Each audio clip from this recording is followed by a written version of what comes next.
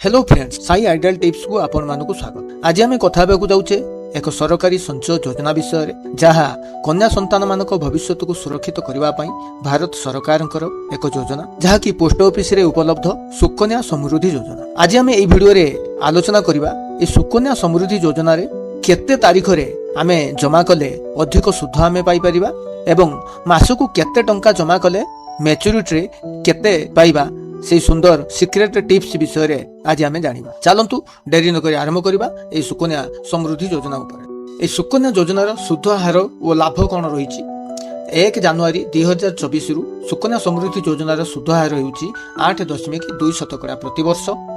एही सुध राशि प्रतिवर्ष आपणक सुकन्या समृद्धि योजना खाता रे जमा होई थाए एवं एही सुध ऊपर कोनोसी इनकम टैक्स लागे नाही, अर्थात यह पूरा पूरी टैक्स फ्री।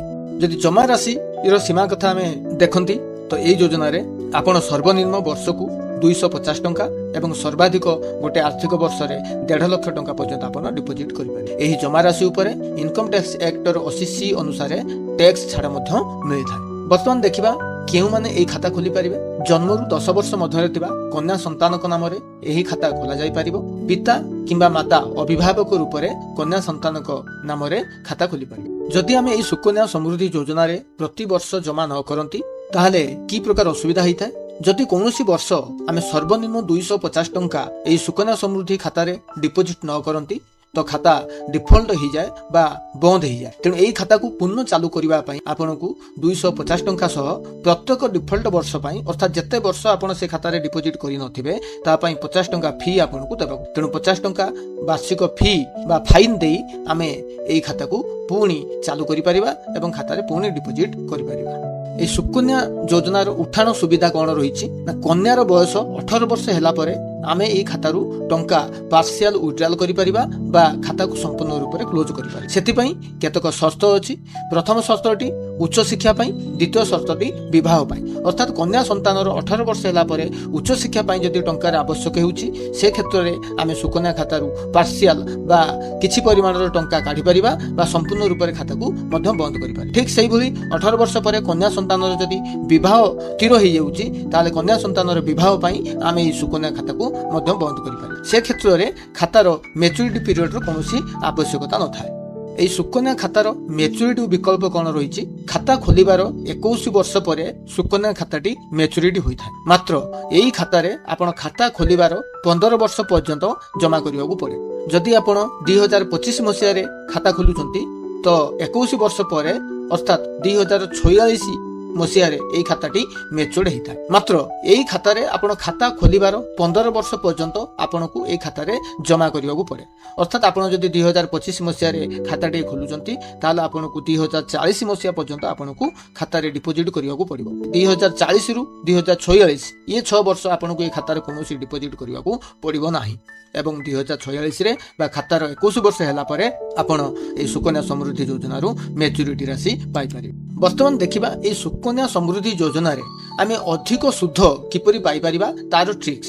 प्रति मास जदि आपण ए सुकन्या समृद्धि योजना खाता रे 1 तारिख रु 10 तारिख मध्य रे आपण जमा करंती ताहले आपण को अधिक सुध मिलि थाए।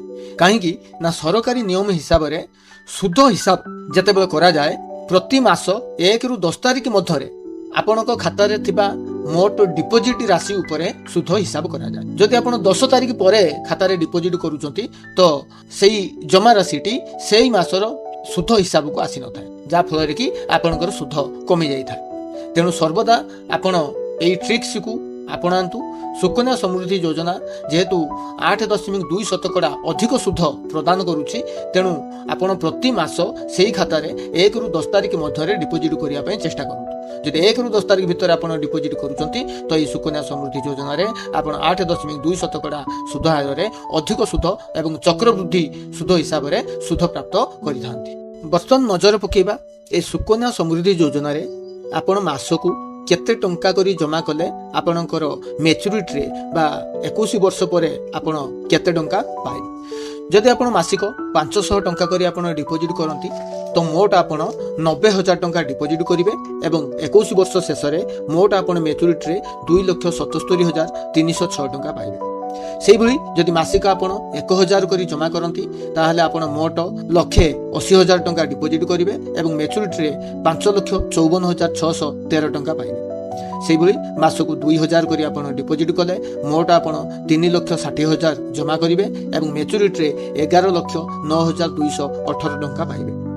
যদি মাসিক 5,000 করে আপনার ডিপোজিট করুচ্ছেন তো মোট আপনার 9 লক্ষ টঙ্কা ডিপোজিট করবে এবং ম্যাচুরিটি আপনার 27,73,058 টঙ্কা পাইবে। মাসিক 10,000 করে ডিপোজিট কলে আপনার মোট 18 লক্ষ টঙ্কা ডিপোজিট করবে এবং ম্যাচুরিটি 55,46,117 টঙ্কা আপনার পাইবে। সেইভাবে সর্বাধিক যদি আপনার প্রতি মাস এই সুকন্যা সমৃদ্ধি যোজনার 12,000 টঙ্কা প্রতি মাস জমা করতে তো আপনার মোট 21,60,000 টঙ্কা ডিপোজিট করবে এবং ম্যাচুরিটি আপনার 66,55,340 টঙ্কা আপনার পাইবে। তেণু ভাল সুଧ দেউথিবা এই সুকন্যা সমৃদ্ধি স্কিমে আপনার যদি নিয়মিত মাসিক ডিপোজিট করে চালতি এবং মাসর 1 ରୁ 10 তারিখ মধ্যে আপনার ডিপোজিট করতে তাহলে নিশ্চিত ভাবে ভাল রিটর্ন আপনার পাইবে, যা কি আপনার কন্যা সন্তানর উচ্চশিক্ষা বিবাহ আদি বিভিন্ন কার্যরে আপনার পূর্ণ রূপে সহায় ହେବ। আশা করুছি সাই আইডিয়াল টিপস সুকন্যা সমৃদ্ধি যোজনা উপরে আজর এই ভিডিওটি নিশ্চিত ভাবে আপনার ইনফরমেটিভ রয়েছে। যদি ভিডিওটি ভালো লাগি থাকে তাহলে সাই আইডিয়াল টিপস কু লাইক করতু, শেয়ার করতু এবং সবসক্রাইব করতু। আগামী দিনের পুଣି দেখা হব আউ এক ইনভেস্টমেন্ট টিপস কু নেই। সে পর্যন্ত ধন্যবাদ।